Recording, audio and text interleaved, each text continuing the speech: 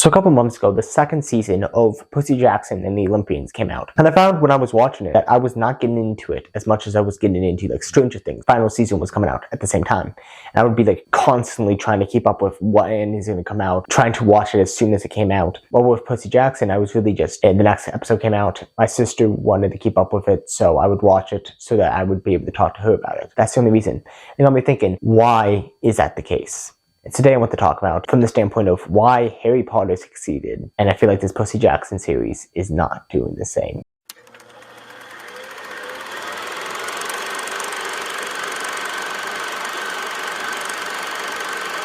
Why would I compare these two? Well, because they're very similar. Same age boys are going on adventures, both in magical worlds. I mean, just there's so many similarities. They even have the same hair, practically. It's very similar. But the difference is, Harry Potter is $1 billion industry. Percy Jackson, it feels just like it's another one of Disney Plus's shows. It doesn't feel like it's the same. It's supposed to be Disney's Harry Potter, and it's not doing that. And so let's talk why that's the case. Starting with the fact that when these books came out, Harry Potter, the books came out in the 90s, and the films came out in the 2000s, very close together. 2-3 years after the first book came out, the first movie came out. The audience who grew up with those books were able to watch the movies as they were growing up. You read the books, you watch the movies. I'm young enough that I grew up with most of the movies already being out. So by the time I was getting into the books, all the movies were out. I technically actually watched the movies and then read the books.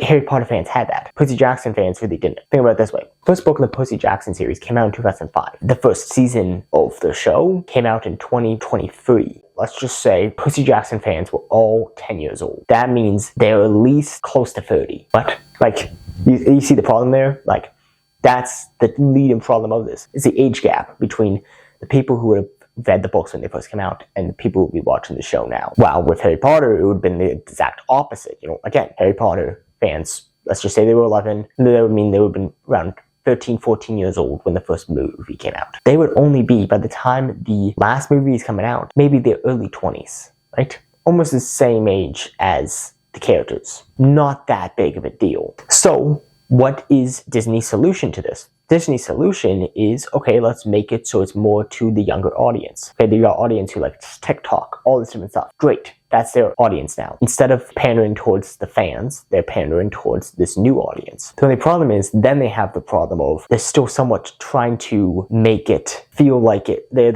putting hints of a modern Gen Z, Gen Alpha language in this, and they're also having parts that seem very much like, okay, it's supposed to be set in the same time as the book. And so, it's not hidden either of the audiences, because the older Gen Z people who would have read the book may watch the show and be like, okay, he's flossing right now. Why would we want that? Quick editor's note here. I do think the flossing is a very Percy Jackson thing, but still goes with my point.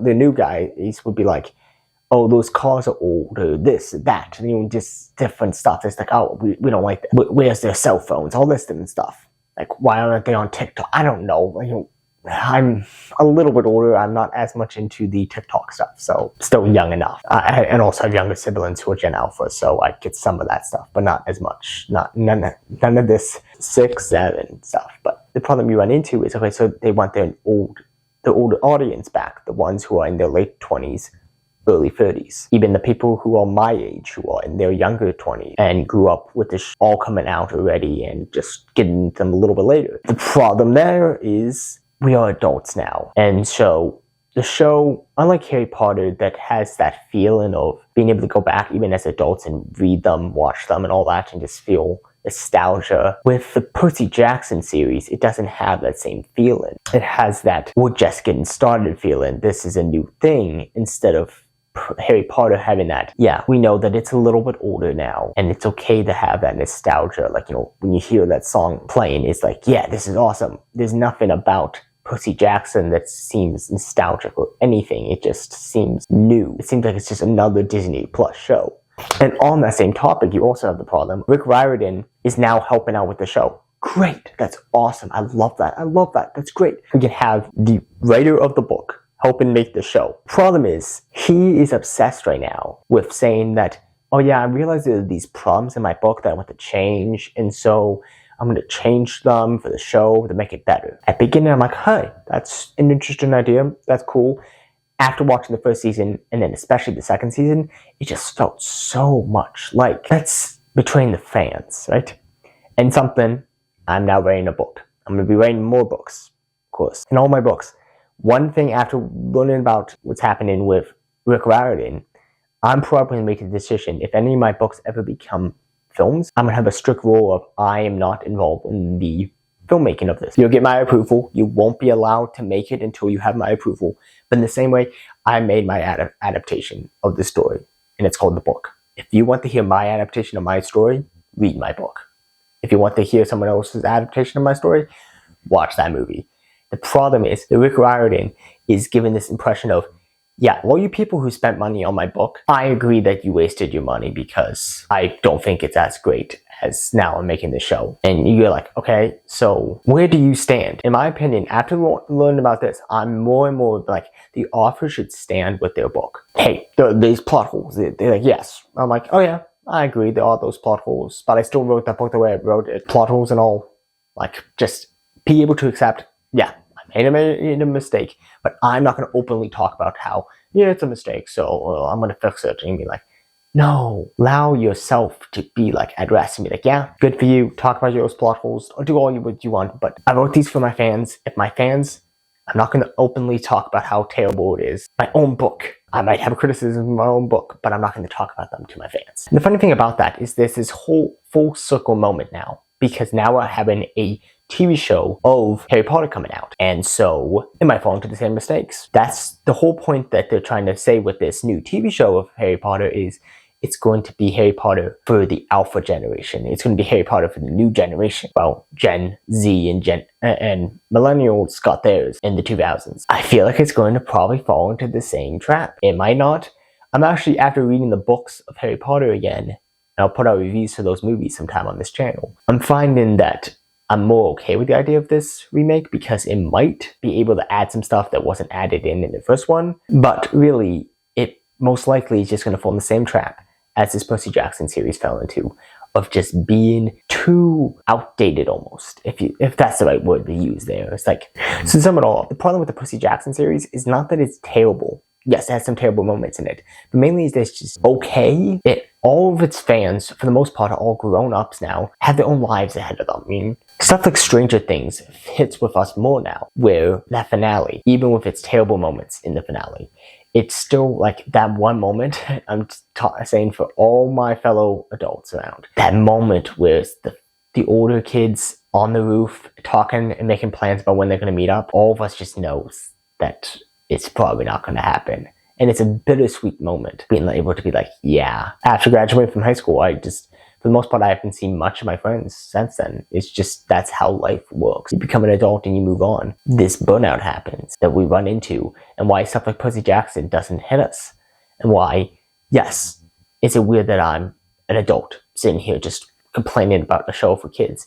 Yes, but in the same way, the show was originally made to try to get to us. And so saying that, hey, what happened to the show that was made for people like us? That's what happened to it. We're going to see it probably happen with the Harry Potter series. It might not, it might. But the sad part is, Percy Jackson almost had the chance to actually do it right when they made the movies. They didn't make it them right, but they came out around the right time. Not the perfect time, but around a good enough time, I would say. A good, like, it's a strange word in the use, but it's in a reasonable time that the fans would have been young enough, they would have been able to be like teenagers or something like that and been able to watch it, or young adults, and be able to watch it and be like, yeah, it's okay. But then they made them terrible and they couldn't get their Harry Potter there. That's one of the reasons why you still have some Percy Jackson fans who actually tend to go towards the movies. Movies is just like in the same way with how some of the Harry Potter movies are not that great, but they were made in just the right time for the Harry Potter fans to enjoy them, even if they're not perfect. Same with the two Percy Jackson movies. A lot of fans don't like them, but there are some fans who do, because it came out around the right time. So overall, I would love to hear your thoughts on this. What do you think? Yeah, I'm just being crazy when I say that. One thing I did want to quickly mention that really does play into some of my thoughts when it comes to Percy Jackson that might not hit some of the more strong Percy Jackson fans is I'm a big fan of Greek mythology.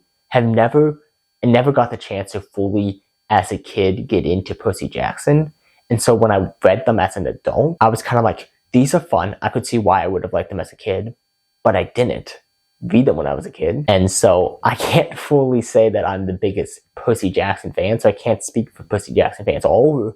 But I mean, one of the big things I thought of planning for this video was just, for me, it was Film Flame and Lost in Translation. So those were the reviews I would see every week as season 1 was coming out. And I noticed that season 2, I would watch the Film Flame ones and never saw anything from him. And he still hasn't put out anything. And I get it. As a YouTuber, I get that. Like, you get busy with stuff and you can't. But the way he was talking when he was making his last video for the first season had the same complaint I had of, if Rick Riordan doesn't want to respect his own source material, why should I respect it? Why should I rewatch this? And I'm not saying that Lost in Translation, I don't think he's the biggest Percy Jackson fan, but in the same way, I thought he was a great example of someone who just seems like he disappeared when it came out to season 2, because what's the point? That's really what I felt when watching season 2 was. Watching season 1, I was okay.